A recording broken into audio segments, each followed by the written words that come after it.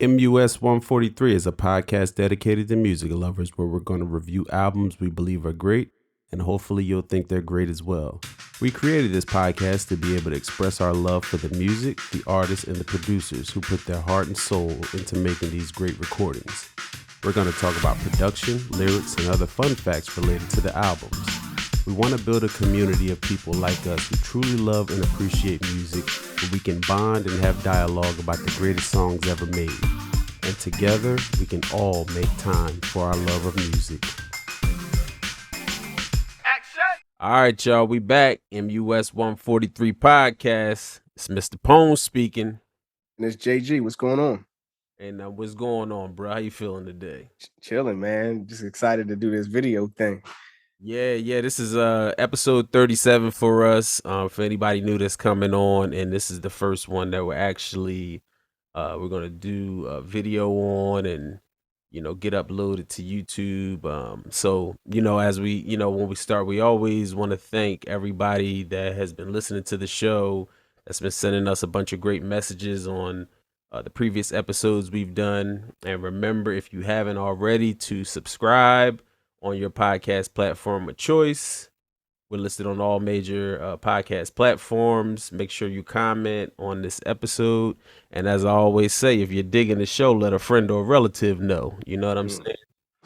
So today, right, we got another fun one. We're going to be covering Prince's Diamonds and Pearls. And I wanted to do this episode because recently they just released this super deluxe 7 CD album with all of his unreleased material, right? And I already had a bunch of favorites from the original LP, and I wanted to see if I would like any of the unreleased material. There was a bunch of songs that I dug, right? So I wanted to discuss those today. And upon listening to all these unreleased songs, I was just amazed at how good they were, and they hadn't made the album. Right. And Chuck D said something, right, where he said Prince taught us all you can never make too much music. And that's the truth, because this guy has just tons and tons of music. Most people know about this famous vault that he had, like, with all these unreleased songs. So we're going to be covering some of those great unreleased songs today.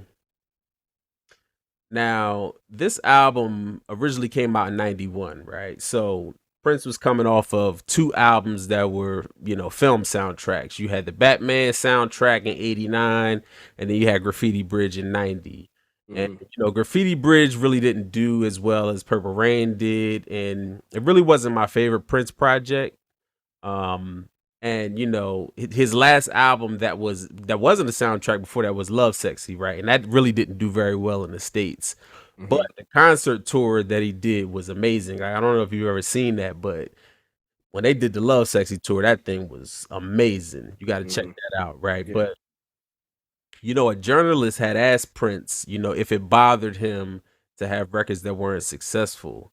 And he said no. He said they all serve a purpose. It wasn't about the money for him. He had already made tons of money by this point. He was good. His music was a priority. He also asked him why he makes music. He said, I make music because if I didn't, I'd die. I record because it's in my blood. He said, I hear sounds all the time. It's almost a curse to know you can always make something new. And that was what was ill about Prince, is like, he constantly made new music and he just didn't stop, and he didn't look back. That's the crazy thing. Saying, like, he just never looked back. It was always on to the new thing, and, with this album, he came back with a new band. He came back with the new power generation, right? And some people say this was his most talented band as far as musicians go. There's always the conversation of who people like more, whether they like the Revolution or whether they like new power generation, right? And it's hard not to pick the Revolution because of the movie, for one, and also the songs that they did, really defined the 80s. Was the band that Prince had, like, on his rise to the top, but there's also an argument for MPG because they were just phenomenal musicians. You know what I'm saying? So the whole thing about the new power generation was for everything to be new, right? New musicians, new music, fresh new energy, and it really ignited Prince, reignited him during that time, and all of that comes through on this album. The live drums, the guitars, the bass, everything is just incredible. And what's funny, right, is Prince said John Bon Jovi asked him if he could do a song with his band, right? And he was like, Mhm. "What? Like, no." He was like, "That's like you asking to make love to my woman." You know what I'm saying? Like, how you gonna ask to do a song with my band? You know what I mean? Yeah, that's So, crazy. so that was funny to me, but this album was the album that also debuted Rosie Gaines in the band, right? She Hmm. a bunch of tracks Incredible. that I love, because she added something, new to his sound. And for anyone that doesn't know, Rosie Gaines is that angelic voice on Diamonds and Pearls, just in case anybody is trying to figure out who that is. Mm. I felt like in the 80s, Prince's singers were like more toned down singers, but it really Hmm. came across well in he knew how to make it sound good. Yeah. Rosie was like the real, like she could really blow, you know what Hmm. I mean? And Prince felt like he had his own Aretha Franklin once he got Rosie, you know what Mm. I'm saying? And to me, Rosie is like Aretha Franklin, Shaka Khan, and Vesta. Because a lot of people don't talk about Vesta, but Vesta was a really great vocalist as well, mixed with the gospel sound all wrapped in one. Like that's what Rosie Gaines is Mm. as an Damn. individual singer, which is powerful. Yeah, yeah. And Prince, he knew he had something special when he heard her sing, right? And he always just let her do her thing. She was so good, he just let her jump on the tracks and get busy. And one of the things he said Rosie is like a tornado. He said there's never enough hours in the day for her voice. There's never enough tape for her voice. Mm. I mean, so That's for Prince to give you a crazy. compliment like that, you got to be the real deal, you Right. know. And Rosie was a great musician as well, and I think that was where another thing where the comparison of her with Aretha Franklin, came in as well. Because Aretha Franklin was this incredible vocalist, but a lot of people don't talk about how great of a piano player that she was. Like she was like a high level piano player. So, that really was another thing that really drew that comparison with her and Aretha. Because Rosie was a keyboard player in the band, and I always say this, right? Like if Prince wants you in his band, that means you have to be great, you know. Right. And Prince, he got the best out of Rosie on the like when you listen to these records, like you could tell that he got the best out of her because when I listen to her solo work, she still sounds amazing, but Prince got the best out of her vocally, hands down. You know what Hmm. I'm saying?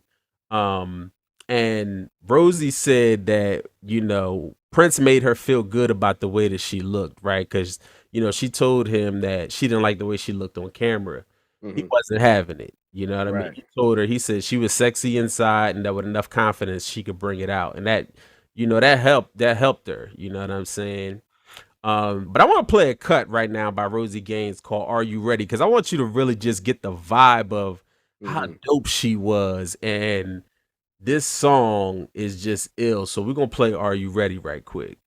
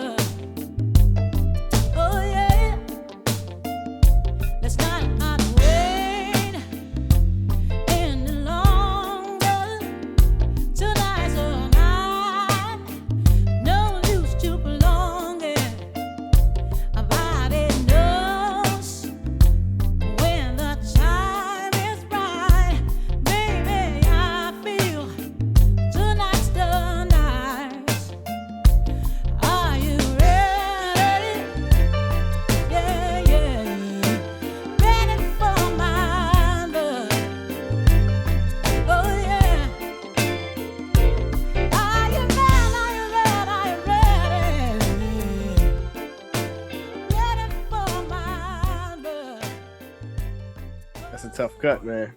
I told yo, Yeah, that joint smooth, right? definitely. And she produced that joint. Oh, You know, for real? yeah, man. She was doing her own cuts. She was the real deal. Like, and I was saying, I was like, yo, the closest that you gonna get to Rosie Gaines nowadays is Jasmine Sullivan. Yo, when I swear to you, dog, that's just exactly what I was gonna say. But I was like, I don't know, I don't know if you're gonna hear the comparison or not, but Yeah, yo, that's what I heard. yeah, So that's yeah. crazy that you said that. Yeah, that's a bad cut, man. Rosie is the real deal, So for people who loved her on Diamonds and Pearls, y'all gotta go check out, her solo stuff because she got some really great songs. And we're gonna talk about a bunch of the stuff that she did with Prince on this episode. But yeah, I love Rosie Gaines, man. For real. Now, for the recording process of this album, right? The engineers, they said Prince would just have a vocal mic hung over the console, so he would record his own vocals. And they said that Prince wouldn't even let you know when he was coming to the studio. He would just like pop up at a random time, and you had to be on go, right? And they said if Prince reached for an instrument and it wasn't plugged in, tuned, and be ready to record it, he would just bounce. Like, you know what I'm saying? Like no rap, just step off on you, right? And they said if he talked, you knew he was in a good mood. But other than that, it was like keep your mouth shut and just work. You know what I mean? Right. And the band, man, they said it was like 6-day work weeks with Prince. Sometimes they would do 18-hour days. They said Prince would survive off of 3 hours of sleep. So, Prince worked hard and he wanted everybody else to be dedicated, that same as well. And I think a lot of people that worked with Prince over the years, I think they did it as long as they could until they couldn't do it anymore. Because I heard a lot of stories about different people that worked with him that just got burnt out. And now that we kind of understand more about sleep and health and all that, I think it's important, to know like, okay, that wasn't the most healthiest lifestyle, but this dude made some incredible music during his time, It's by true. putting in concerts. And like, yo, when you see a Prince concert, it makes you think like, yo, you got to do that every night for 60 cities or whatever the tour run is. Like, that's amazing to be able to do that high level of show Yeah. over and over and over again, man. Cause for Christmas I just got Prince and the Revolution in 1985 in Syracuse. This was the Purple Rain era. So they Okay. was really on fire, man. And the concert was amazing. I mean, to be able to see the concert in high quality audio, it's like you feel like you're in the crowd. Man, that dude was bad. So for anybody like all the Prince fans, they already know all of this stuff. But for anybody Mhm. who's kind of on the fence about Prince's music or, they never really got into him, like, no, he gets the props and the love that he gets for a reason. He's definitely one of the greatest performers we ever had, greatest musicians, made incredible music. He's the real deal all the way. It's no questioning it. Mhm. But back on the album. So on this album, you get a lot of more rap involved in this album. And Tony M is the guy that you hear on the records like Get Off and Gangsta Glam and Live for Love. And Mm. when Prince was putting the MPG together, he wanted Tony to join the band, not only as a dancer, but as a rapper as well. And, at first Tony questioned it. Like, you sure you want me? You can get like any big name rapper in the game to work with you. But Prince was like, nah, I want you down with me. So, for example, I was thinking, right, like who would have been dope on a record like Get Off? Because you can't just put any rapper on that joint, but right. But what I was thinking, I was like, yo, I think Chubb Rock would have killed Get Off. Think about that for a second. Wow. No, he would have. And Chubb his voice and Rock, with his yes, voice, yeah, that would have yeah, that would have been hot. that would have been dope. And that's what Yeah. Tony was saying. I respected what he was saying because he's like, yo, you could have got anybody you wanted.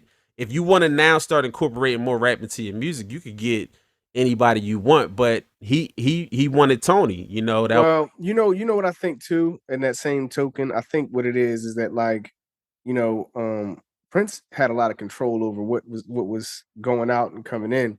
And I Mhm. think that, maybe he just didn't want, someone who was already established to be like, yo, I want this way. you don't want to fight with the artist, and it's like I ultimately want this to be a certain way, so I'm gonna groom this person to be who I need him to be. I think that's what it was about. Right. Yeah, and Tony said, he first met Prince in late '83 as a dancer down at First Avenue. That was a club from Purple Rain, and they were actually like, getting ready to film Purple Rain and all that. So he said him and his crew was in the bathroom. They was, dancing, and Prince came in. No rap, didn't say nothing. He was just checking them out dancing, and then just walked up out that joint, right? So you know, you know what I'm saying? So they thinking like, damn, what I mean, we messed up, right? So Right. next thing they know, the manager came up to him and said, Prince loves what you guys are doing. He wants you guys to be in the movie. So they made up all of these dances, to a bunch of songs in the movie. So they thinking they're gonna be all throughout this movie, right? But they Mm, cut like almost all of them out of the movie. So if you remember in Purple Rain, these are the dudes that was dancing like on that balcony during Jungle Love. You remember that yeah, part? yeah. That's who though Tony M was down with those dudes. They was like a dance Okay. a dance group or whatever. So now, Prince had incorporated rap into his music before this album, but it was really a lot more prevalent during this time, and Mhm, tell that he had definitely been influenced by, hip hop sampling by this time, because there's a lot of those elements mhm. within the songs that were created at this time. And going back to '87, right? Prince was supposedly dissing rappers on the Black album, which was unreleased back then. He had a song called Dead on it, right? And he was dissing rappers or whatever. But in '91, he cleared it up and he said, first, I never said I didn't like rap. I just said that the only good rappers were the ones who were dead on it. The ones who knew what they were talking about, right? So he Mhm. said he didn't like all the braggadocious stuff. The I'm bad, I'm this, I'm that, right? And then he said, well, everybody has a right to change their mind, right? So, Tony M said, he sat down with Prince and talked about rap, because Tony was real big on rap. And he said Prince didn't like it until guys like Chuck D and KRS One came on the scene. Then it started to make sense to him, and I just think he didn't understand rap at first and probably thought it was a fad like many Right, did at the time. I right. think he came to understand it later, and then I think he respected it. You know what I'm Mhm, saying? And one thing that Prince said back in the day that I think is important to talk about is he said education is the real problem. He said nobody's learning how to make music, how to read it and write it, and how to play. He said, I worry that we're raising a whole generation that's going to turn out nothing but samples and rehashes, right? And, mhm. he saw it coming back then, and that's where we are now. They've taken, the music programs out of the school. You really don't see a lot of people learning to actually play and read music. And that's so important to be able to make great music, right? Like, you don't necessarily, like, hip hop is showing us that you don't have to have those things, but then, like, you still need musicians that are going to play jazz, that are going to play blues, that are going to play, Right. you know what I'm saying? You need people that know how to play instruments. And I think that's lacking a lot nowadays. So he saw that coming down the pipe early on. You know what I mean? Mhm. Um, and so Tony said when he got in the band, he said, they just started working on tracks, but they didn't even know that they were cutting the album. Because Prince is Mhm. always cutting tracks. Like Right. in the middle of a tour, he's cutting tracks. So you just never know if something is gonna come out or if y'all just having jam sessions. Mhm. And one of the things that I always loved was how Prince, Jimmy and Terry, they stayed in their hometown of Minneapolis and set up their studios in their homes instead of going to New York or LA like most people would do. Prince had, this whole Paisley Park. Like, I don't know if you've ever seen Paisley Park. Now they turned it into a museum, but this like dude had a whole big old super mansion, right? Like, it was like a recording studio in there. There was a rehearsal studio in there. His home, he could throw big parties. It was like everything, shoot videos. He could do everything in this Paisley Park. Mhm. And he talked about why he chose to stay in Minneapolis, and he was saying that there's no distracting outside influence on him, so he can really concentrate being at home, and doing his thing. And I think he liked to record at home kind of more than always going to somebody else's studio. I think he loved that freedom. Right. And I think it must be noted, right, that this was the era of Prince, wearing the pants with his keisters out. And Yeah, yeah, I yeah, don't yeah, we're not gonna gloss over that. yeah, So let's just get that out the way right now, because this was definitely the era where, he felt comfortable with his cheeks all out. yeah. Live performance on MTV, you know what I mean? So yeah, yeah, that's pretty crazy. So Prince was a wild bull, but we're gonna get into this album, but I wanted to, get your take on, because I know you was telling me, you was like, man, I didn't realize how incredible this album was. So I want you to touch on that before we get into the songs. Yeah, man, like, so, I was born in '89, so, I wasn't that old, when this came out.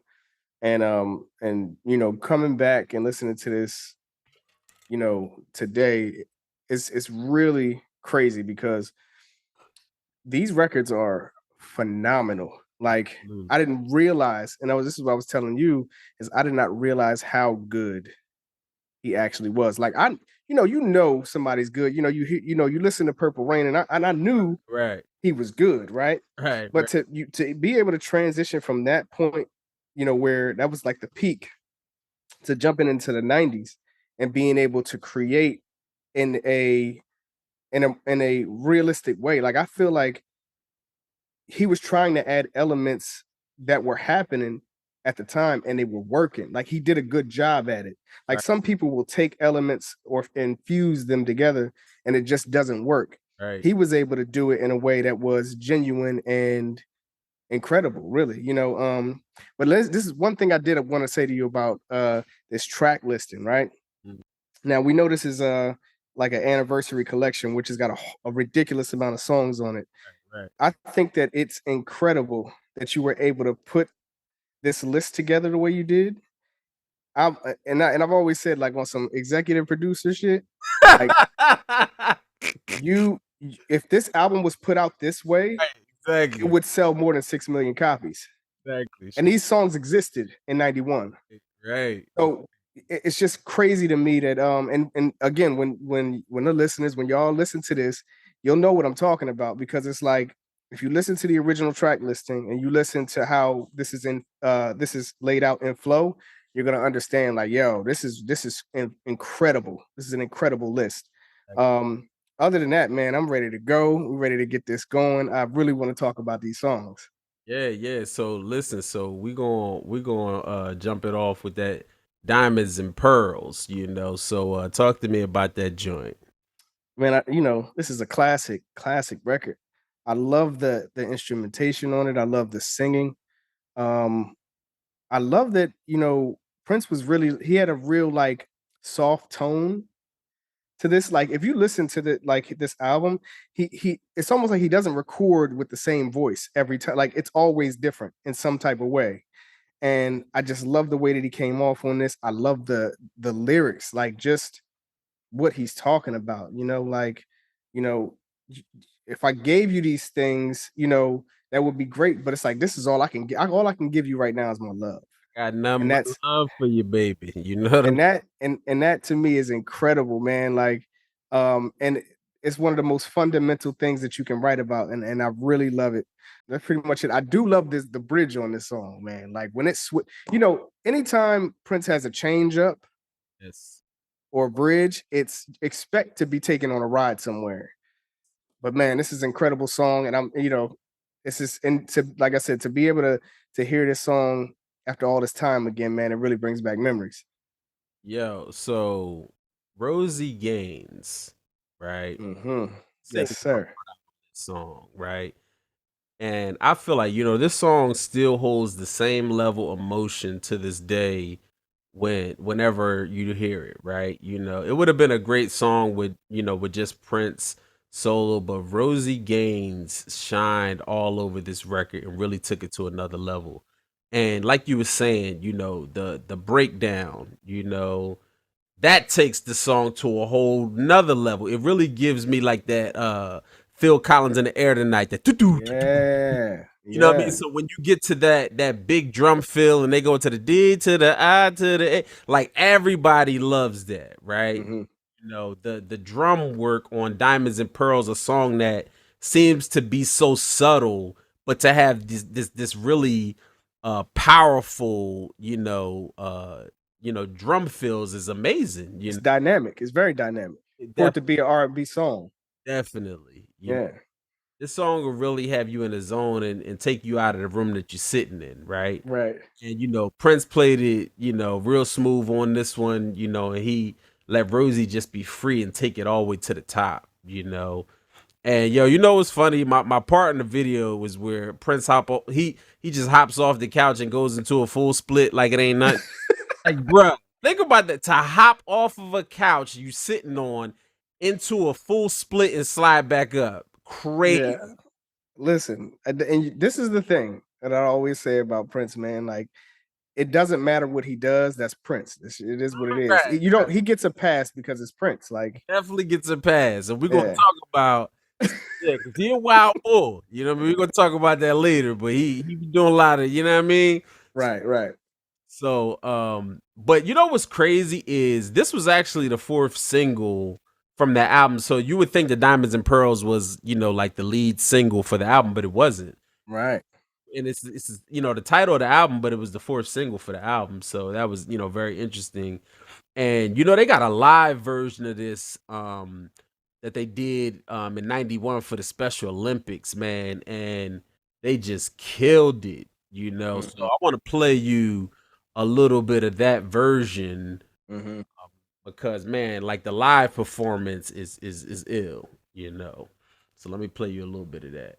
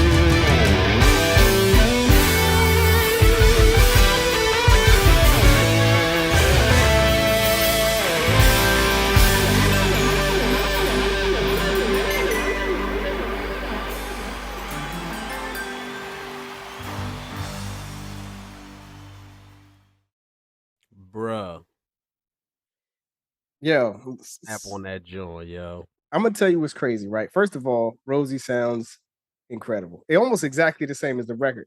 It is very difficult to sing the song on record the same way that you did. You know what I mean? It's very difficult to do.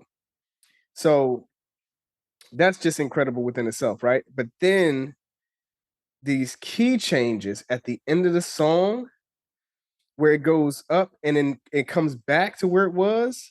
And oh my God, it caught me off guard because I'm like, hold on, where is this going? Right. Incredible Yes. musicianship.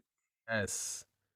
Man, that live performance is bad, man. I was like, man, they killing that. You know what I'm Mhm. saying? Like that band wasn't to be played with, boo. Yeah. And I used to wonder, right? Like, why didn't Prince do more songs like this? Because like everybody loves Diamonds and Pearls from the softest of the soft to the hardest of the hard, right? You know what Yeah. I mean? And then I thought about it and I figured that it would probably be boring to him, and Yeah. I actually saw an interview where he actually said, making hits is the easiest thing I could do.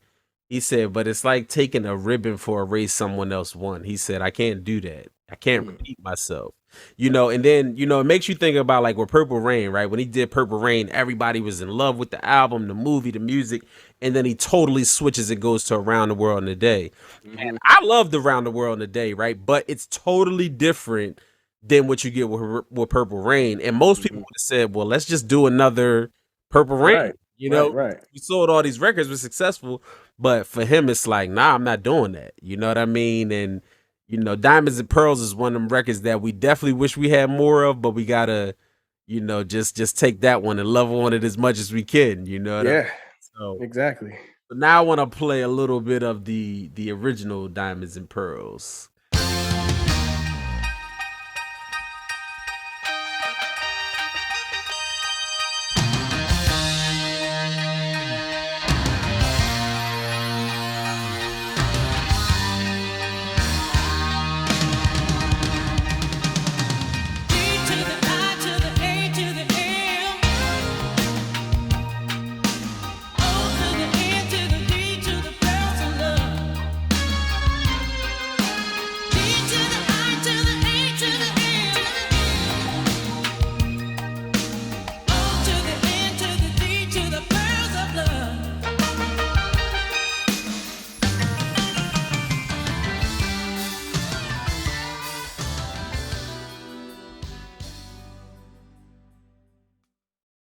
Ooh, that's the joint right there, boy. Crazy. Joint right there. But all right. So next record we're gonna get into is Strolling. Talk to me about that joint.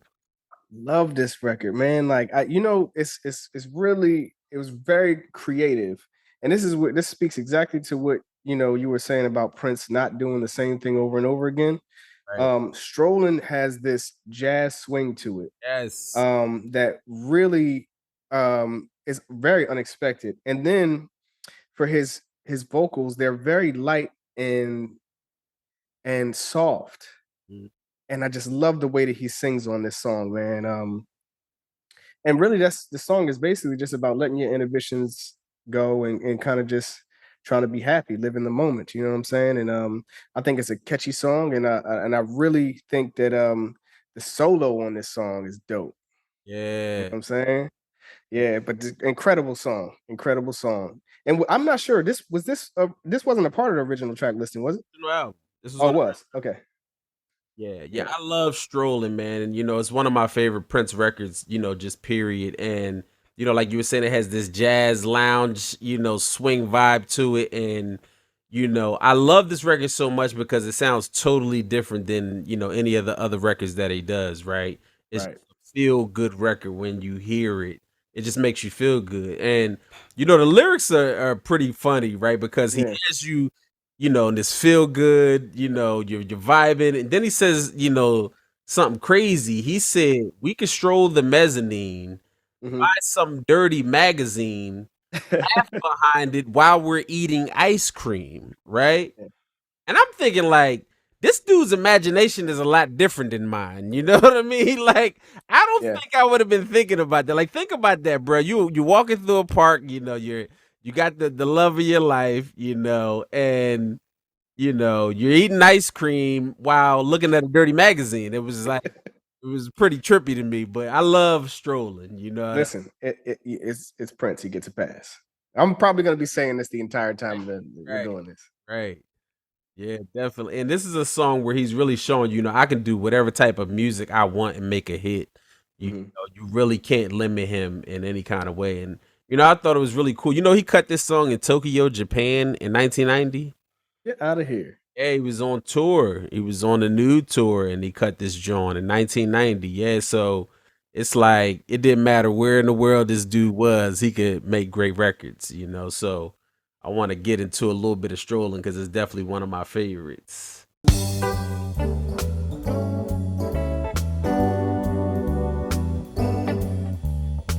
Close the shop, let's take a drive. Take a break from 9 to 5. It's so great to be alive. Oh yeah. We could rent some roller skates. We could skate around the lake. If we don't know how we'll fake it, oh yeah.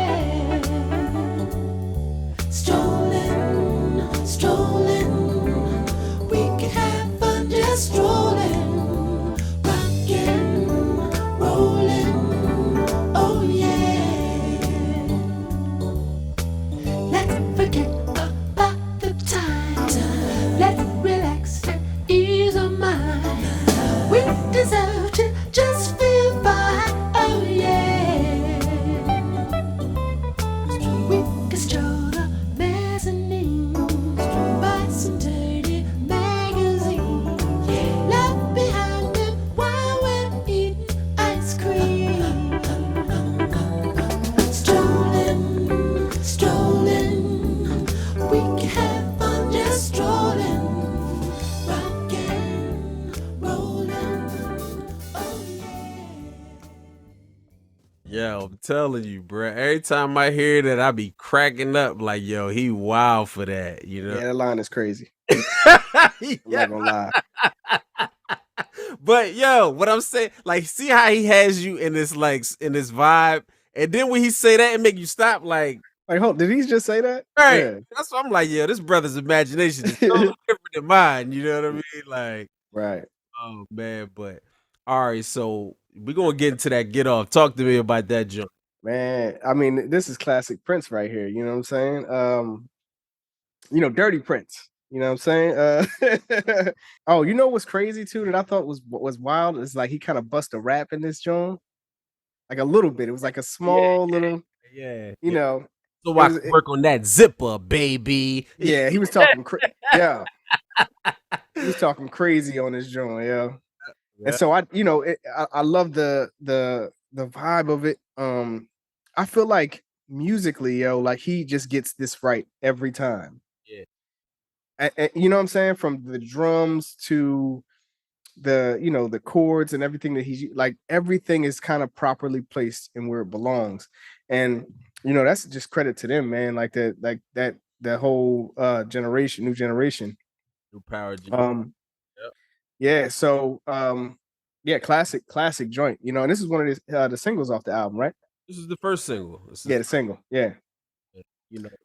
So, Prince came out swinging, So, again, like I was talking about earlier, coming off of Graffiti Bridge and, some people may have in doubt, thinking that, oh, maybe he's finished and not really knowing, how, great this guy really was, So he came out swinging. And you got to remember, we in the New Jack era, you know what I'm saying? Right.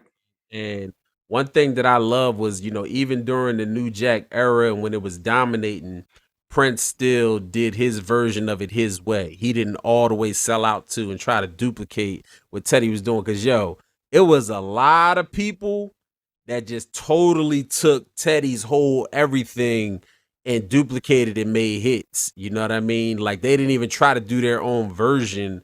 Cause music styles change, right? So if you look at being in the New Jack era, and then, you look at some of the stuff Jimmy and Terry did for Janet. It's like, okay, we're in this era, but we're doing our own thing. We're not going to do exactly what Teddy's doing. And a lot of people did. So that's what I really love about, what Prince was doing during this time. But I love the production on this record because it also seems like Prince was trying his hand at making his version of a Public Enemy beat. You know what I mean? Because this is like really closer to a Public Enemy style beat, than I would say a New Jack beat. But I always used to wonder too, was he influenced by In Vogue's Hold On, right? Because you got to remember that was a big record in 90, 91. That was a real big record around that time. And Get Off always reminded me of Hold On. But I never heard nobody really talk about that. But that always was in my mind. Like he had to have been influenced by that record. Like, okay, I see where music is going, and I'm a do my version, of where music is going. Well, he did use that sample, didn't he? Like the bass. Didn't he take that? Maybe not from that. Didn't he take that sample and use it in this album? I feel like he did. Yeah, it's something in there. It's like the bass line. Yeah, it's something in there. Yeah. Yeah. But I don't know if it was from Hold On or if it was like a James Brown thing. Right. Definitely something in there. Yeah. Yeah. And the flute is ill on this joint. Like anytime you hear that, like I love Yeah. the flute on this joint, man. And Tony M, the dude that raps, the dude that be like a 23 positions in a way. Yeah. So yo, he said Prince was so hype about this record, right? He was like, well, Prince, he mixed it. He said he pulled up to a club in LA, right? In the limo, banging that joint. He told Tony to come outside. You know, he jumped in the limo. He told him, like, yo, this is the first single right here.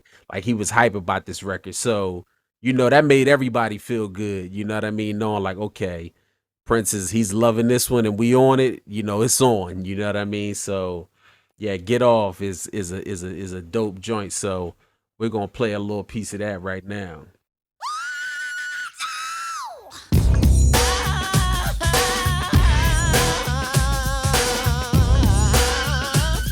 Club mix.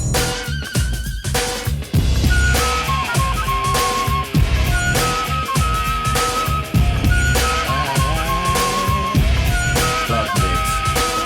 I'm gonna put this in a way so as not to offend or unnerve. But there's a rumor going all around that you ain't been getting served. They say that you ain't, you know what, and baby, who knows how long. Cause I'ma made us say what's right when all I wanna do is wrong. Get off, 23 positions in a one-night stand. get off, I'll only call you after if you say I can. get off. Let a woman be a woman and a man be a man. Get off. If you want to, baby, here I am. That joint hard right there. Yo, like his vocal, the way he's singing that, bro. This is what I'm saying. Like, and again, you know, when I spoke on this before, man, every song has a different tone to his voice and how he uses it. It's like an instrument. Right, right.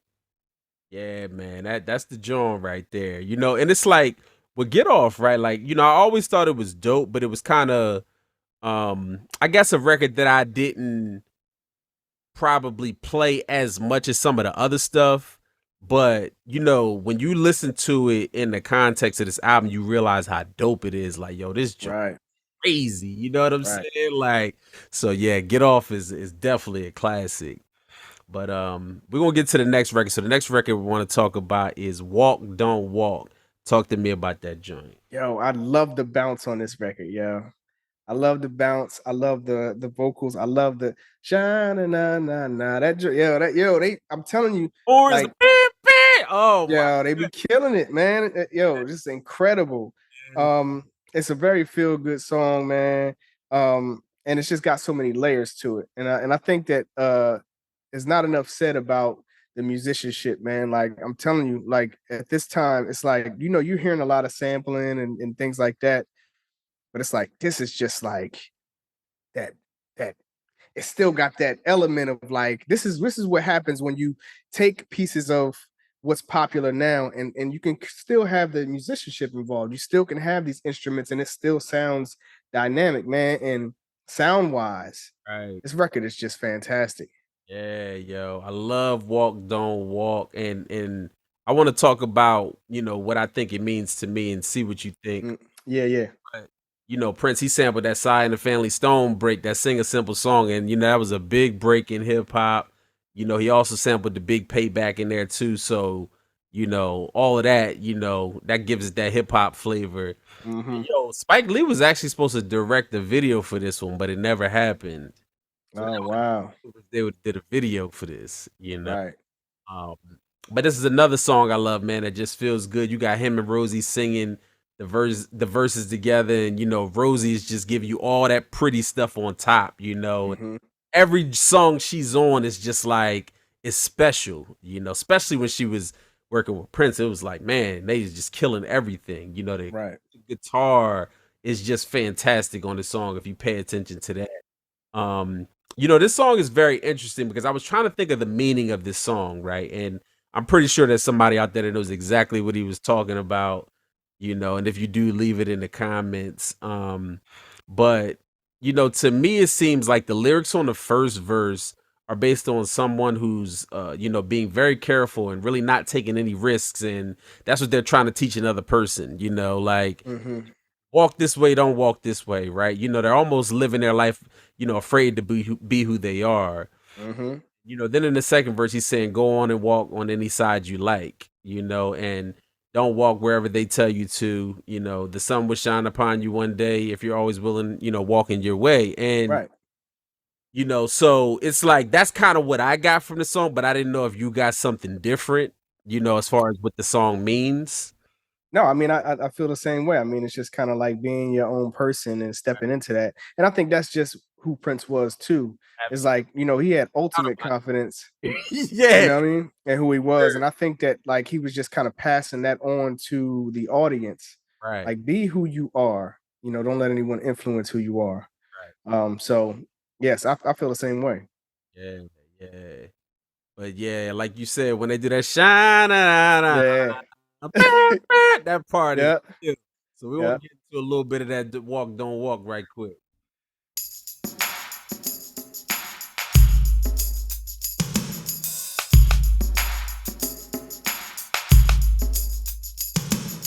Walk on their side of the street. Don't walk where it feels the best. Walk away from people you meet. Don't talk to strangers unless they walk the way you want them to.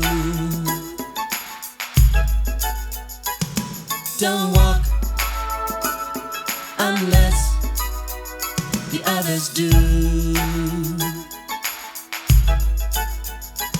I said walk like you can use a ride. Don't walk with the confidence drive. Then people can walk all over you. Don't talk till they tell you to. Don't talk if it's against the rules. Just walk away and be a fool. That's what they want you to do. Yeah, that's what they want you to do. Shine a la la la. Shine a la la la. Shine a la la la. Shine a la la la. The way that track was produced was Hmm. ill, bruh. Yeah. That walk don't walk is something serious, man. Yeah. When them drums came in, that was it. And that slide break, Yeah. man, that's an ill joint right there. But all right, so we're gonna get into the song of the week. We're gonna Hmm. keep it Prince. We're gonna keep it Prince. This is a song called I Rock Therefore I Am. And this one came out, I think this was like 96, this joint. 96. Yeah. Another one that's got Rosie Gaines on it, and they killing it. And so the way I discovered this record a while back, I was listening to the Prince records. You know me, I'm always in the crates. Right. And I had came across this John, and that wasn't one of his more popular albums, and Hmm. I listened to this John, and I'm like, oh, this is ill, you know what I Hmm. mean? Plus it had Rosie on it, so I'm already all in when I hear that voice, right? Right. Right. I love when they did records together. And I just felt like this should have definitely had a video. It should have been a single. But I think he was having big problems with Warner Brothers at that time. And that's probably why this wasn't a single. Mm. And when you just think about the way the track was laid out, he got scratching. He had a reggae dude rapping. He Yep. had, it was funky. It had a rock element to it. It was soulful. It was hip hop. It was everything that you could want on a record. I rock, therefore I am. So, Hmm. and it's like, yo, Prince and Rosie could have easily did an album together and just killed. Yeah. I really love this song. Did you get a chance to listen to this record? Yeah, absolutely. I listened to it. I think that what I thought was really dope about it was like, again, he's speaking on individuality. Like I know who I am and I know what I bring Right. to this. You know what I'm saying? I think that the change up in this song, if you remember like the change up, oh my God, because again, when you listen to his change, and I wonder like, did the Neptunes ever like really listen to, Prince like that and kind of, maybe that's where they got their kind of pretty bridge game from. pretty sure, man. But yeah, it's like, yeah, why would I listen to you? I know who I am. Like, and I Right, think that again, it's kind of speaking directly to who Prince is as a right, person. exactly. Yeah. And the musicality, again, is just Incredible. phenomenal on this record. And is killing on this joint. So let's get into I Rock Therefore I Am for for the people that haven't heard it, and for the people who know about it. So MPG to the maximum. All the time, road boy. 96 and better. Legendary.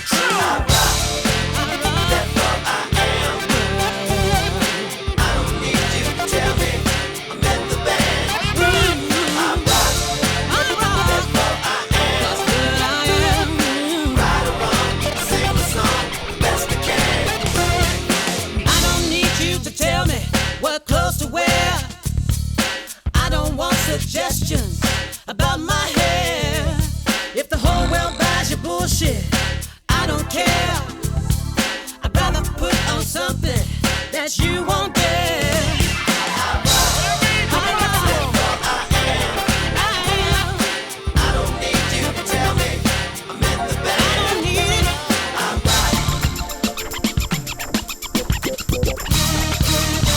Legendary to the maximum. MPG from now on forever. Welcome to Mendacity. Sign your name. See the world so pretty. Wealth and fame.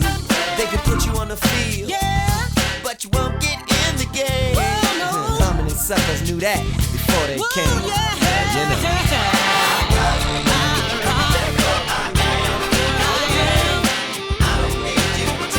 I don't need it. Legendary all the time.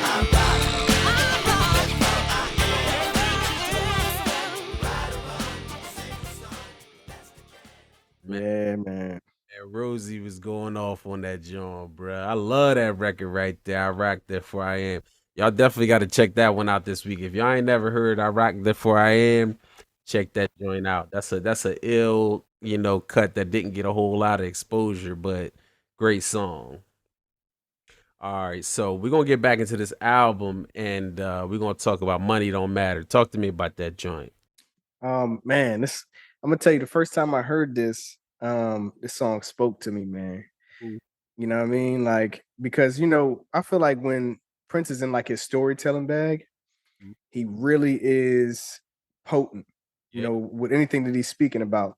And so, you know, you got these different scenarios and how money affects, these different things. And it's like, I think that the most powerful thing that he said is that, like, the line about making sure your soul is all right, in the chorus. And I'm like, man, like, you so worried about this money Yep. that, like, when it comes down to it, none of that shit matters. The only thing that matters is your soul is intact and the people around you love you. And and man, this, like I said, it speaks to me, and really anyone anyone who's gonna listen to this song is gonna know this is very relatable. Yeah. And I love the tone of it. I love the way he sings it. I love everything about it. It reminds me of, and I know that this is gonna sound wild, it reminds me of waterfalls. Mm, Like just the idea of the storytelling, like telling it in a way, you know what I'm saying? And that's where, too. Yeah, exactly. yeah, yeah, So yeah. yeah, I really thought that was really phenomenal. So yeah, this song is incredible. Period. Never thought about that, but that's interesting. Yeah, Yeah. yeah. Yeah, man. I love Money Don't Matter. I remember, being a little kid, and I think it was like a premiere on this video because I remember Spike Lee directed the video for this. And Oh, really? yeah, yeah, it was a video, it was like a family and they were kind of like struggling, and it was a powerful video, man. Right. It was definitely a song that I always loved just from the sound of it and what he was talking Yeah, about. And the same yeah. thing that you said, when he's talking about just when you think you got more than enough, that's when it all up and flies away. That's when That's a you find fact. that you're better off making sure your soul's all right. And that was always powerful to me because, you can chase money and make it the center of your life, get it all and then lose it all. And some people, when they lose it all, they be ready to blow their brains out. It's true, man. And another lyric that always stuck with me was when he said, anything is better than the picture of the child in a cloud of gas, and you think Yeah, about it bad. And it right. makes you think, like, yo, like some of the stuff that goes on in other countries around the world, we can't even comprehend it. You know what I mean? Mm, So we so focused on money and success, and everybody wants to be rich, but you have no idea. And this song really makes you think about that. And this is another one, bro. He cut this joint in Japan. Another one he cut in Japan. That's crazy, right? I'm loving the vibe that he was on when he was out there. I'm not gonna Right, lie. exactly. Exactly. For real. That's the truth, man. But I love Money Don't Matter. And we're gonna get into a little bit of that right now.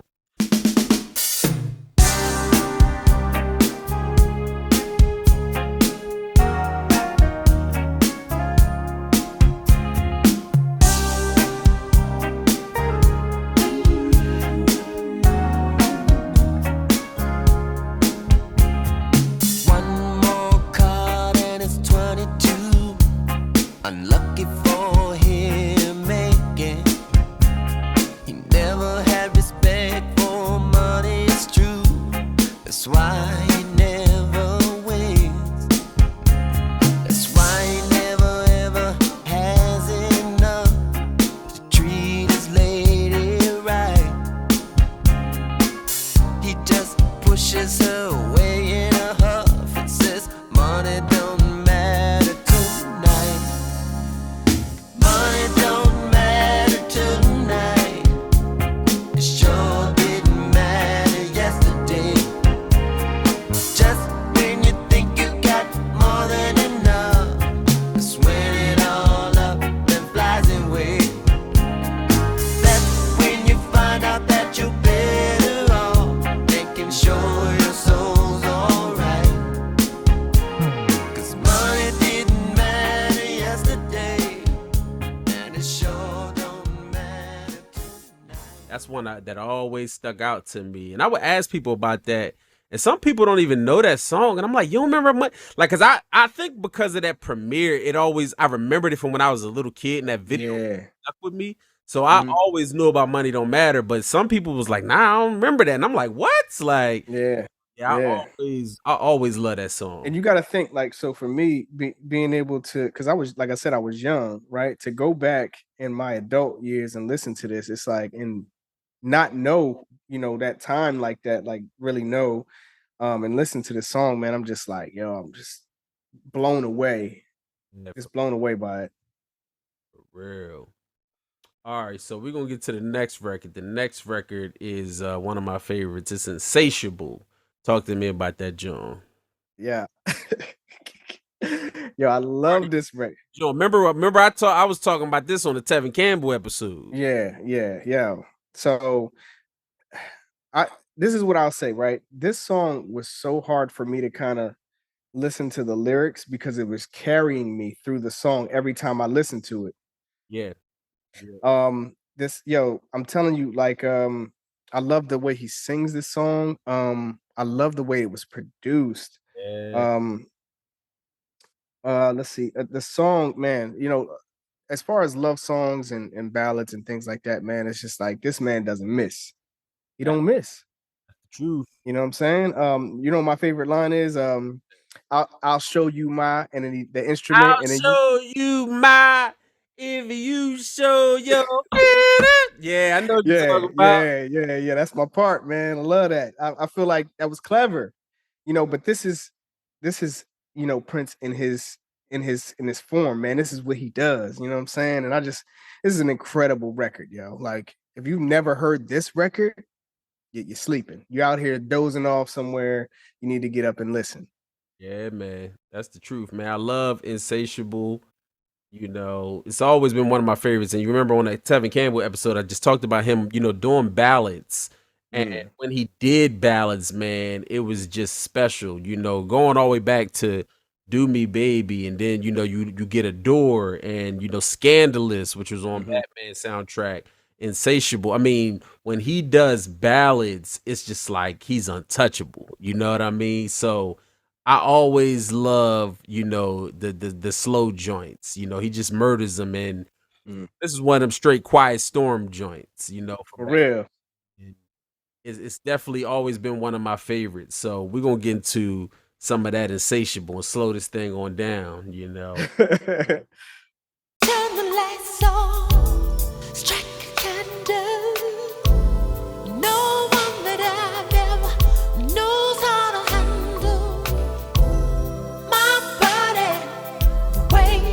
truly do.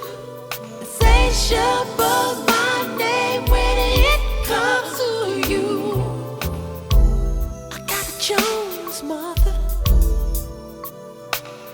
Oh yeah, it be like this. I can't have a hug I can't have a home unless unless I have a kiss. Ooh, my body, baby, you truly do. Insatiable my name when it comes to you. Like a wildcat mother in a celibate rage. I want you alone in my dirty little cage.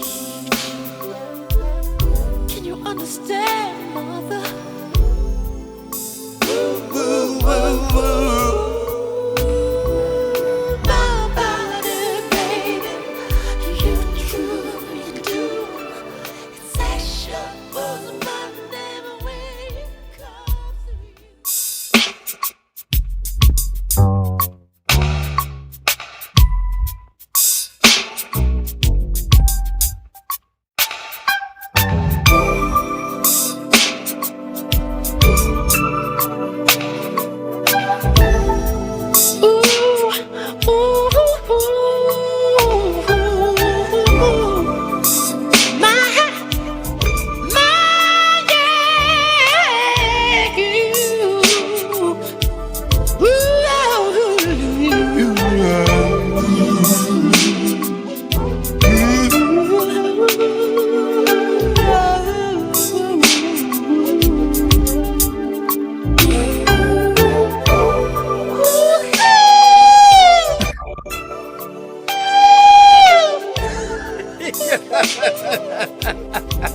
He was snapping on his joint.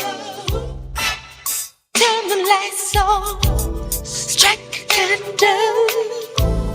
No one that I've ever knows how to handle my body the way you truly do. Insatiable my name when it comes to you. I got a Jones, mother. Oh yeah, it be like this. I can't have a hug I can't have a home unless I have a kiss. Ooh, my body, baby, you truly do. Insatiable my name when it comes to you. Like a wildcat mother in a celibate rage. I want you alone In my in my dirty, dirty little cage. Can you understand, mother? bruh. He said like a wildcat Martha. I'm trying to find out who Martha was. I don't know Yeah. if it's you. You know what Listen, I mean? it don't even matter. Again, this is Prince, so he gets a pass. And he was killing. I can't have a hug unless I have a kiss. Right. You know what I mean? He wasn't playing. You know Nah. what I mean? Oh man, yeah, Insatiable is an ill joint. If y'all ain't never heard that, y'all gotta get up on that. That's That's a fact. that's one of them joints. You know, you put your mixtape together, you gotta put that on your mixtape. You know what I'm saying? Right, right. Firestorm, kickback mixtape joint right there. All right, so we're gonna get to the last song from the LP, which is "Live for Love." Talk to me about that joint. Man, Live for Love is it's crazy. It's a little bit faster of a song. And again, speaking about current events and things that are going on, he's really potent at, again, storytelling, and I was wondering as I was listening to it, was this like a story that came full circle, right? So like, in the first verse, he's talking about having a friend, and that friend being on a plane and then, passing away. And it's like, well, I feel a way about this. How can I, live for love? the plane was like shot down or something like that was his lyrics. So you go into the second verse and he's talking about this kid being kicked out of his home, and then going into the third verse, he's talking about like him, that person maybe saying that like, it's maybe I should have stayed in school because everybody said that being a pilot was cool, so I'm wondering like as he's writing this, is he saying that like you know he loses his friend in the first verse, so in the second verse down we're talking about a whole different person, and then that person happened to be the pilot that got shot down, that killed us, that ultimately went down with his friend. It's like if that you know is not just what the subject is about. I feel like what it is, man, ultimately is that what he was saying was if you're there's always going to be something going on in the world, and you have to not let this evil or the bad things consume you, and I think that the purpose of it was to explain how bad things can get, but ultimately you really have to kind of persevere and be and still live for love at the end of the day. And I think that that was important, and even in the time, at the time in the 90s and things like that, it was like that, the world was changing, like violence was up, and then, there was a lot going on. So I think that it's just very important. I think it was a very important song for the record ultimately. Um, yeah, it's an incredible record. I feel like it definitely belonged on the record, and man, it's just I love listening to it. I really love how you broke that down, because, one thing I think is important to talk about too is at this time, the Gulf War was going on, and, he touches on that in some of his songs during this era. And, like you were saying, just about the tragedies that, people go through, but, you still got to live for love. And I think, even with us being black in America and the violence that you see, black people dying at the hands of the police, innocent people without weapons, and it can really, make you go crazy. We've seen Hmm. kids be murdered by the police. Those things can really break you down and make you go crazy. But you still gotta, like Prince is saying, you gotta live for love. And I think that makes a song even more powerful, Right. the way you broke it down. So I really dig that. So we're gonna get into some of that live for love. Acceleration into 10 root phase continuum now beginning.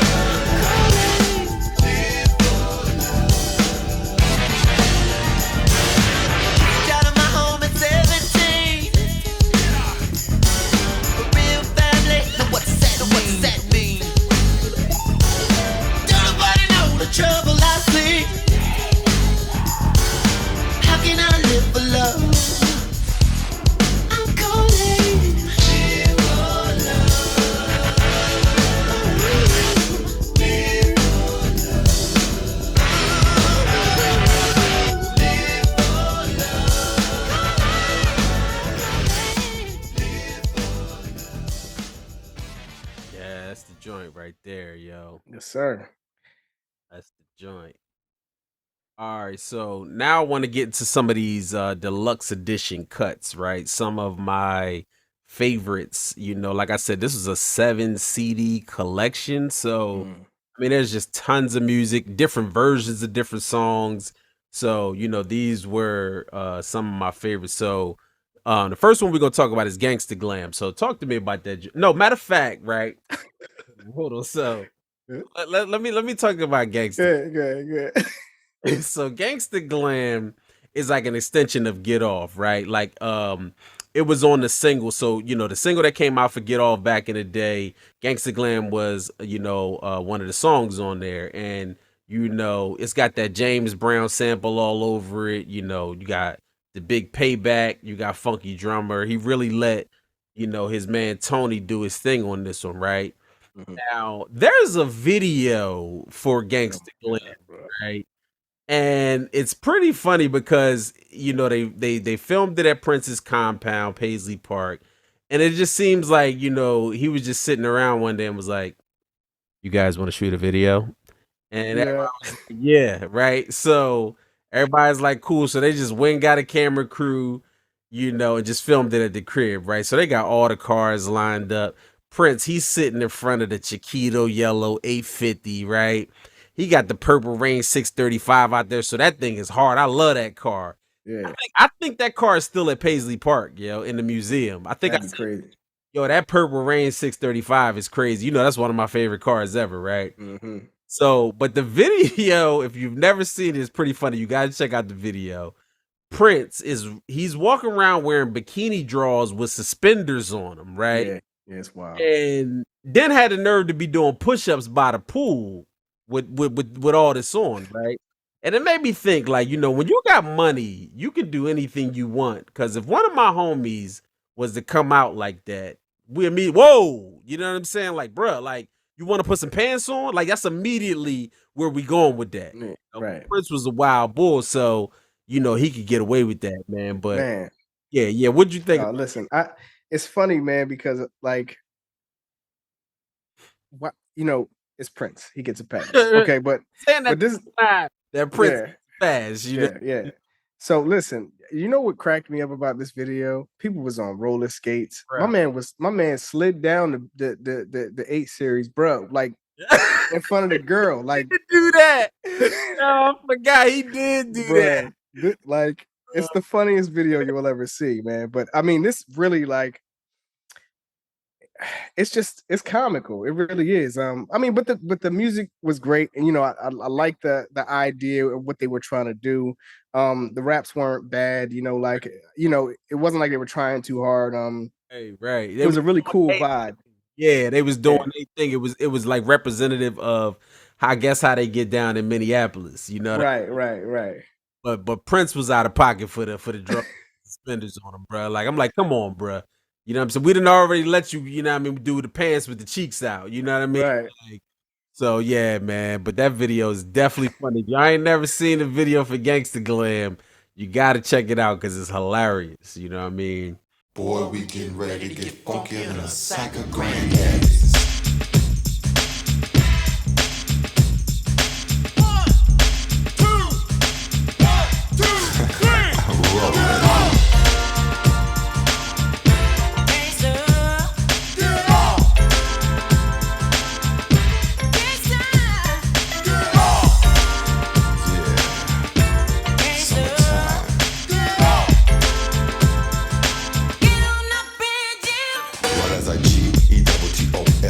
Gangsta glam in the house, and I must confess, see, that this is the shit. Peace serving them no power, so for those who would ever try to rock the NPG, for those who are wondering, our family is born, and God bless us, cause we're funky. Everything we do is on a positive tip, and got a message for a sucker with lip. Tell them, Rosie. Let a woman be a woman, and a man be a man. Yeah, you tell them, baby. And as I put the in man, I'm kicking the gangsta glam.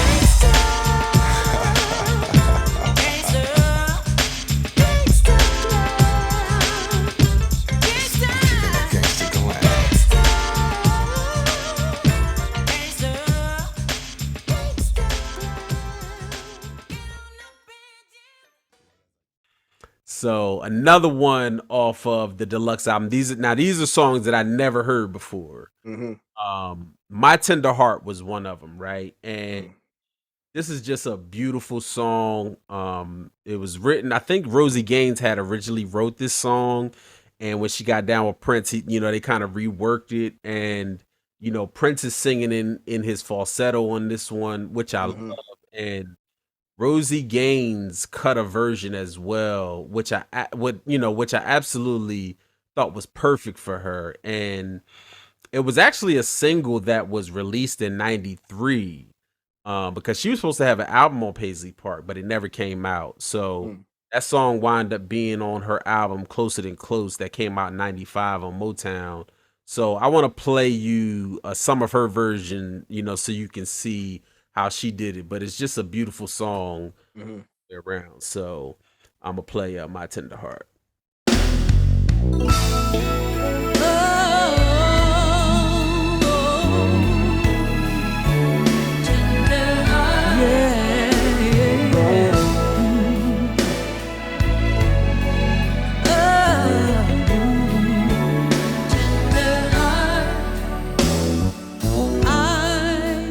As the leaves turn from green to brown, and I know one by one they fall right to the ground, and I try not to wonder if I'll ever see you around, 'cause just like the winter, you came in with a roar and left without a sound. I hope she loves you. I hope she really cares, 'cause any hope seems to die when you're not there. My tender heart, my tender love, it's all I have to give. What makes you think that I could live without you when I don't want to leave? Man, that's a beautiful record right there, boy. So I got some things to say about this, right? Yeah, First of all,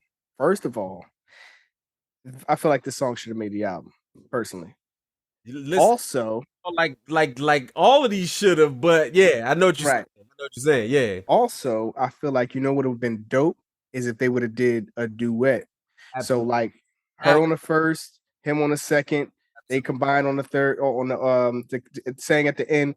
This would have been an incredible Yes, song to do together. yes, that's the truth. Um, man, like the even the lyrics are powerful on this one, because it's like, what I mean? I don't want to live Right, without you. right, You know what I mean? What makes you think that I want to live at all exactly. without you? And that's, man, I'm telling you, the writing, that writing, I feel like like I said, I feel like they should have done a duet. That would have turned this whole album out, man.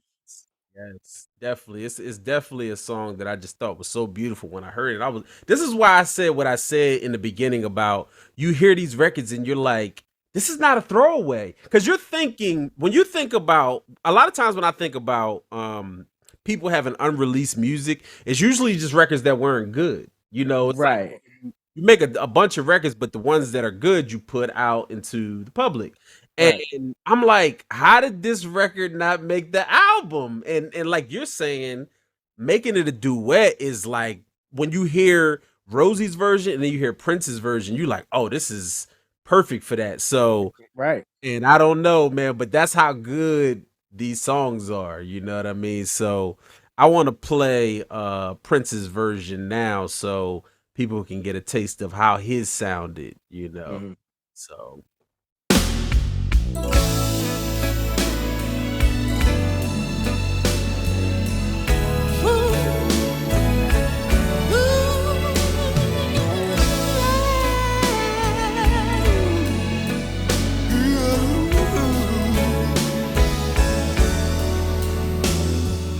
I watch as the leaves turn from green to brown,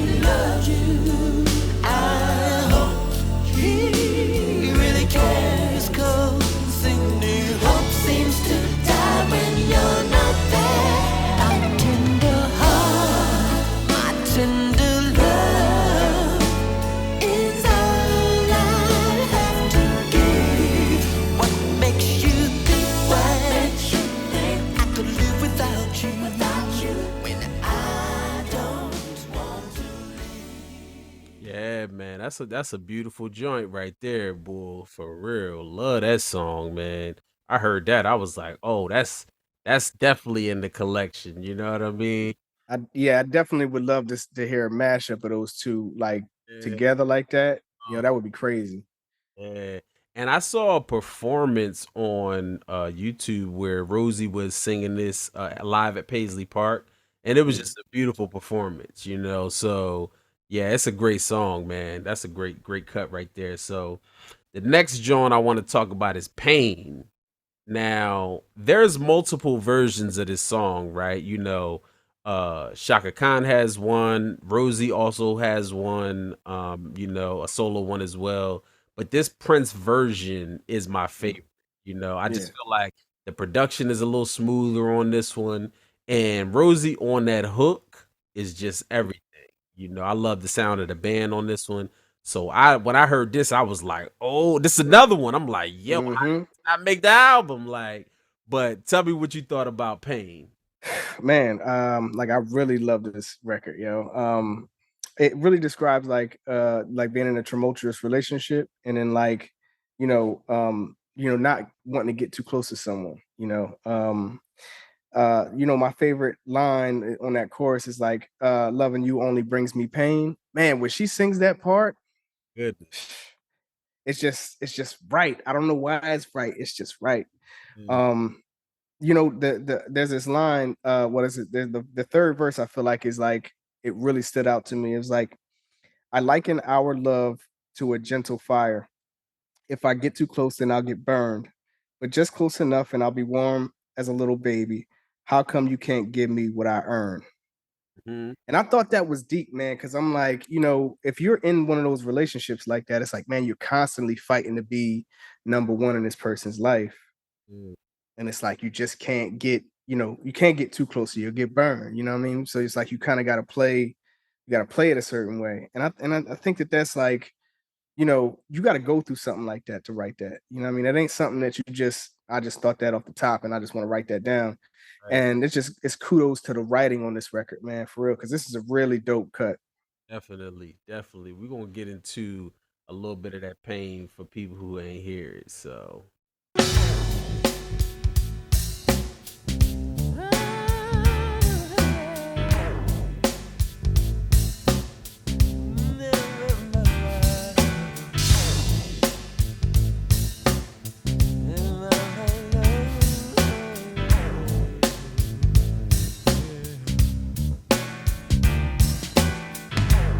How come sometimes we go so well together, and then other times we go apart? How can you find a way to make it better when there's this pain so deep in my heart? I don't know.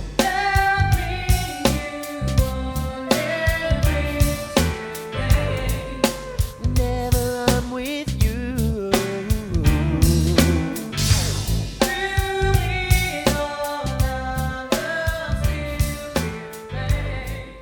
now yo, I don't know what I should do. yeah, that's a bad cut right there. Man. And then I love those keys on this, Yeah, where it go dun dun dun dun. Yo. they Oh man. was back in the jazz club with I that know. there, man. I wonder Yeah. if he did that in Tokyo, right? Like, I For don't think real. he did, but yo, in Tokyo, he was vibing. You know, He's killing in Tokyo. yeah, that's crazy. So, all right. So the next joint I want to talk about, I want to talk about two records at the same time, right? One is Mhm, called Dark Side, and one is called Blood on the Sheets, right? So I'm listening to all these unreleased tracks, right? So I come across this joint called Dark Side. Now this mhm. is like a straight rock record, right? Right. And Dark Side eventually evolved into Blood on the Sheets, which is a record I heard, on there as well later on. I didn't know Mhm. that's what it was, right? So you can tell on Dark Side, he's just in this jam session, right? And he's calling out to his band members, change, do this, do that, right? While he's playing. You Yeah. know what I mean? Now, mind you, he's tearing this guitar to shreds and he's Facts. talking through. He's talking through it. So I'm like, yo, this is crazy, right? So when I heard this now, I'm snapping like, okay, how did this not make the album, right? So I want to play Dark Side, right? And then I'll get your take on everything, and then we'll play Blood on the Sheet so people can get a piece of how it started as Dark Side and then it turned into Blood on the Sheets. Right. Play Dark Side. Here we go. Me and Levi start, and then you come in with big.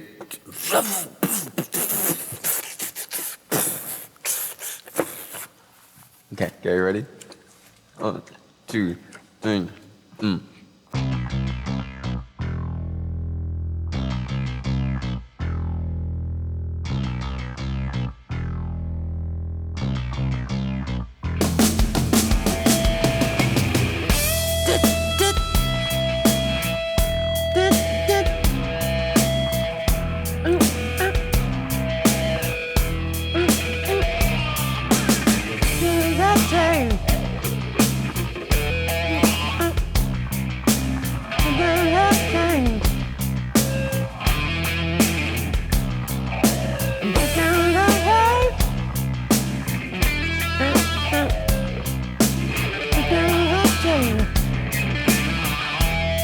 Change.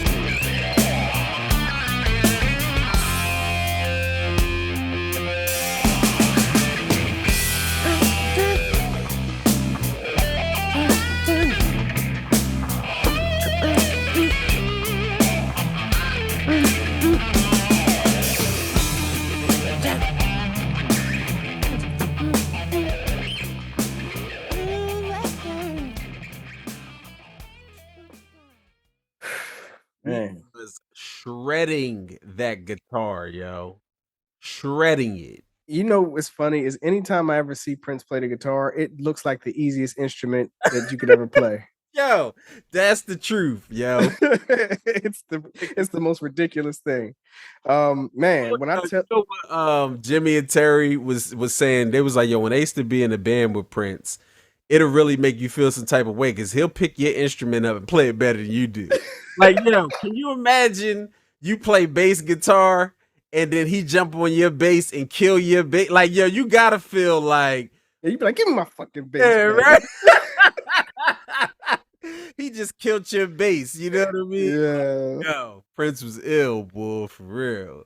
Man, yo, you know my favorite part is when like we didn't get to it when we was listening to it, but like he was like change, and then he was like Right, change again right, and exactly. again, and he just kept doing it. Yeah, that was ill. He was killing that joint, man. And then to see that track, which is basically this is like a demo, right? Yeah, So I'm hearing that and I'm thinking this is already ill. When I got to Blood on the Sheets, I'm like, yo, this is what that turned into. yeah, I'm like, yo, this dude. And again, this has been in the vault for what, 30 plus years? yeah, Crazy, bruh. Crazy. So yeah. It's a totally different vibe. yeah, man. I want to play Blood on the Sheets now, you know, so people can see what Dark Side evolved into. He didn't even have a title for it. Remember at the end, he was like, what you gonna call this one? He said, I don't know. You remember that? Yeah. So yeah, let's get into that Blood on the Sheets.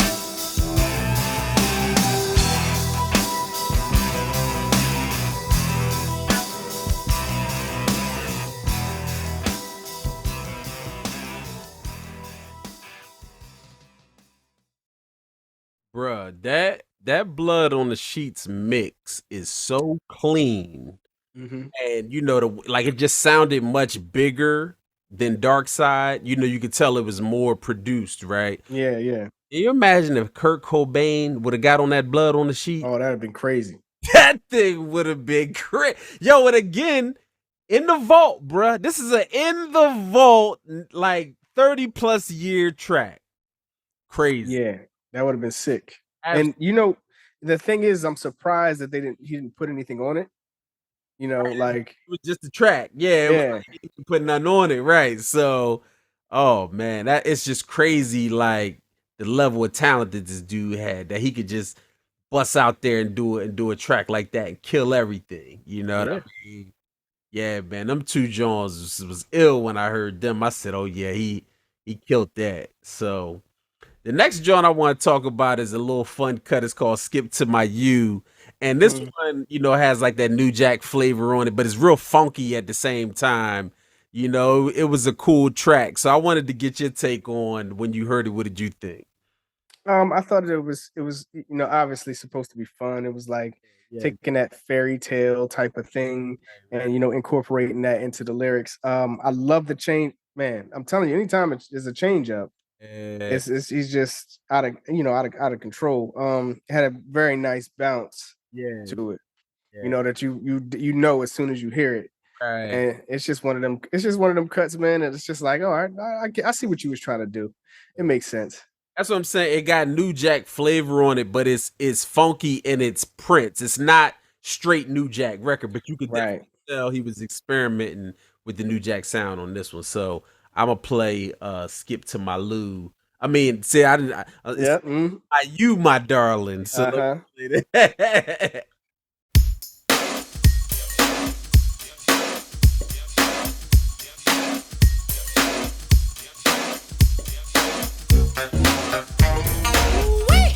Been working all day. Can't wait to get home to my baby so we can play.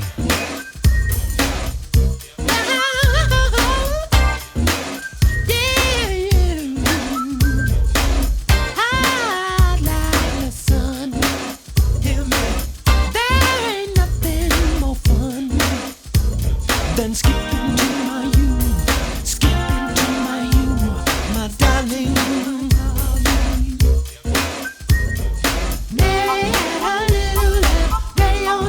Here I am, baby, only you and I understand. Skip to me, my darling. Skip to me, my darling. You and only you, my darling.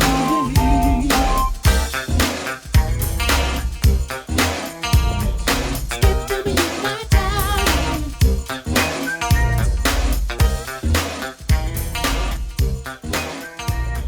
Skip to me, my darling. Yo, you know what I was thinking, yo? Mm. You know what would have made that track fun too, because it's already a fun track. Imagine if him and Morris had did a duet on that joint. Him and Morris Day. Oh, that would have been That'd have wild. been cool, because that's the type Yeah, of track that I feel like Morris would have got busy on. definitely, definitely. So that would have been a dope track for him and Morris to jump on. And then be in a video, you know Yeah, what I'm saying? Yeah, that'd have been hot. fun in the Diamonds and Pearls era. Like Yeah. that would have been fun for real. All right, so the next one I want to talk about is Open Book, and this is a track that I really dug when I heard it. We was kind of talking about it a little bit earlier, but I wanted to get your take on Open Book. Open Book is I love the key of this song, man. Like I really think that this was another one that should have made the album, man. Like, just from, what he's talking about and everything, man. Like, he just seems like a man who's really fed up with his relationship, you know what I'm saying? There's this dope line where he says, "You said you take me to another world. Mhm. I said you were only posing. You Right? never be able to read this girl, so the open book is closing." And I'm like, like, where is he coming up with this stuff, man? Right, You know what exactly. I'm saying? Like it's just incredible. Yeah. And then another line was like, "Sometimes I wanted to keep you, sometimes I wanted your love, but I've awakened the reality. Sometimes it's not enough." And that's powerful, man. He throws some gems in there for you. He Yo, really does, man. and it's like you got to listen to him.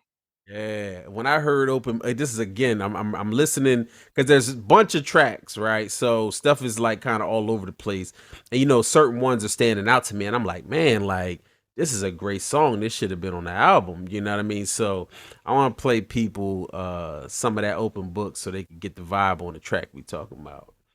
You said my heart's just like an open book, but there are lies you never see. You said that you could tell in a single look,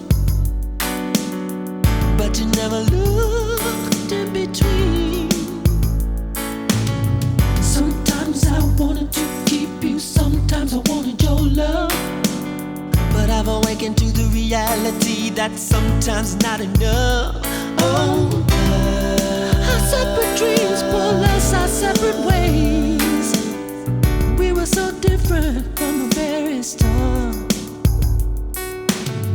To me it was forever, to you it was just a phase. I'll give back your name if you get back my heart. You said you'd take me to another world. I said you were only posing. You'll never be able to read this girl, so the open book is closing, closing, closing, closing. Yeah, man, that open book is smooth, man. How didn't it make the album? I have no idea, man. This is why I'm saying, man, I should have been executive producer over that joint. You know what I'm I'm saying? telling you. True, because he has some tracks that was nice, man, that didn't make the album. You know what I mean? Another one that I came across, Get Blue. Mm.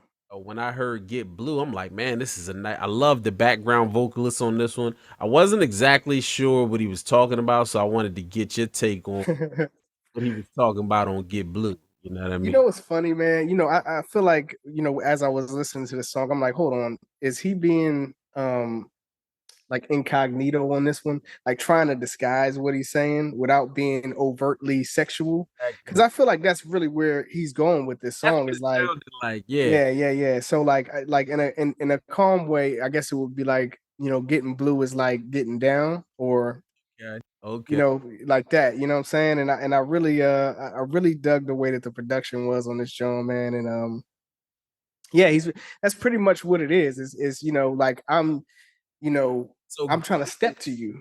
Getting Blue is freaking off, is what he's. Yeah, yeah, yeah, yeah, basically. So yeah, let's get into a little bit of that Get Blue. Right. Get blue, show me what I mean to you. Put your arms around me, do everything your mama told you not to do. Get blue, I will never leave you, girl. That's for damn sure, 'cause I am not a fool if you get blue.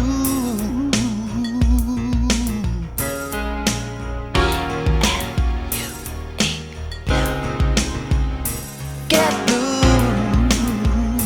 let's do something taboo. I'll be yours forevermore. Excuse me while I close the door. Don't hesitate, 'cause if you really love me, girl, we can't leave anything to fate. Don't make me wait, 'cause I am in the mood. I'm sure you are too, so get blue.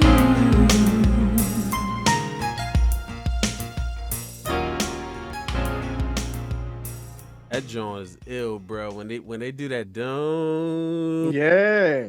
wait, yo, that part is ill in there, yo. Yeah, man. Another one, like, yo, how did this not make the record, yo? Because this one, like, even feels like it could be on the radio. Right. You know, Exactly. that's what I feel like. I could have heard this on WDAS, something like that, for real. And even a couple of these songs, you say, okay, if you felt like it didn't necessarily fit Diamonds and Pearls, it could have been on the next record. Right. I mean, so yeah, man. Again, it trips me out that these records was just sitting in the vault, Yeah. all these years. So we got two more Jones I want to talk about. First one is Trouble, right? Now, Yeah. love this John. Got Rosie Gaines on it, and she actually did her own version of this song as well. This song is very funky. I love the horns on this record. It definitely sounds like a Prince song, and Rosie does this thing at the end of the song that's just so dope. And I feel like Trouble should have been on a soundtrack back in the day. Just has that sound to it, Yeah. So, Yeah. so what did you think about Trouble? Well, as far as subject matter, man, it's a very relatable song. It's almost like it's always gonna be something, you know what I'm saying? And you just gotta kind of, get through it and persevere. I think that I would have loved to have seen this performed live. Oh, yes, yeah, for real. That would have been to see them perform this song, Yeah, it'd have been crazy. for real. For real. Yeah, I'm gonna play a little bit of Trouble because this joint is ill, and this definitely should have made the album. So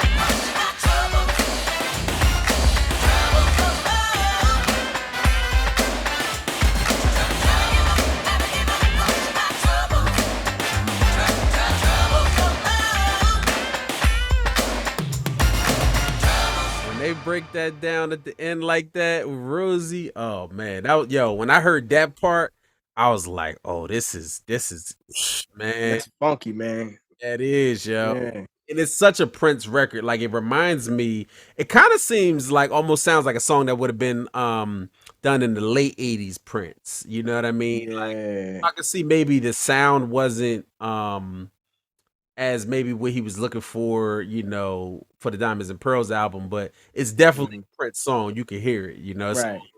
all right. So the last song I want to talk about is Alice Through the Looking Glass, right? hmm Now, this one really stood out to me because this reminds me of something that Prince would have done in the 80s. Yep. I mean, like I really love this one. It's super funky.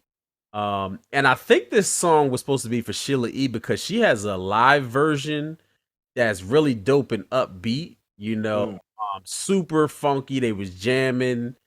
This song kind of almost reminds me of like an updated version of Nasty Girl. You know what I mean? Ooh. It kind of does, So Yeah. I want to play you a piece of Sheila's joint, right? And then, we'll play Prince's version afterwards. So Mhm. What?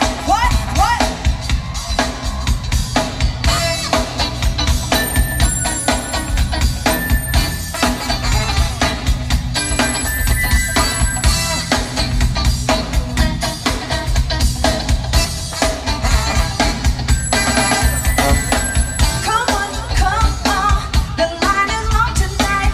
She said I don't care, no.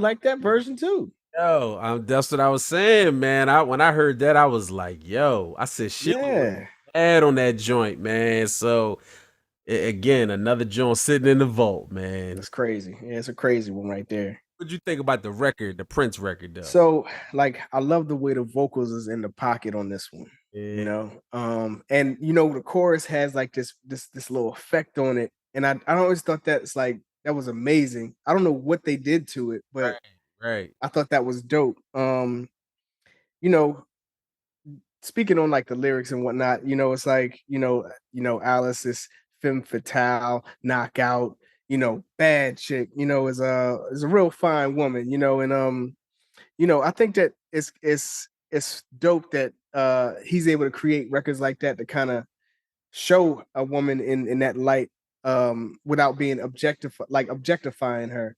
And I think that that's really dope. This is a dope ass record, man, just straight up. It is. I'm gonna play the record so people can get a vibe of just even how it starts off so funky. You know what I mean? So let me play a little bit of that Alice through the Looking Glass.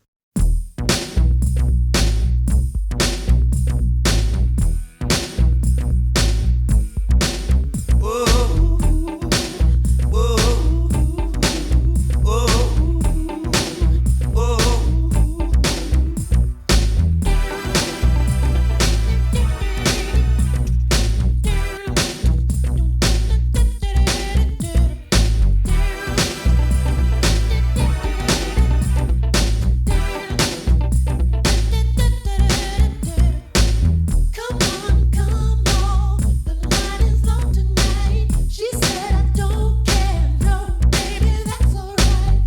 I got a job to do. Now hit the lights, come and see Alice work.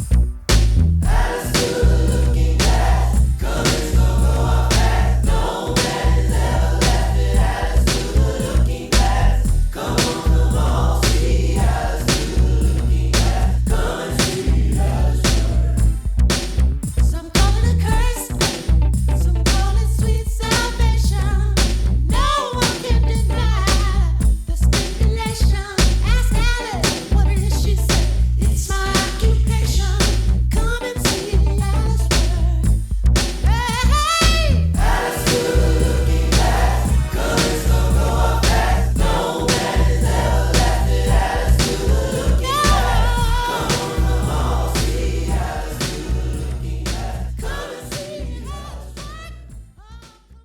That joint super funky right there, yeah.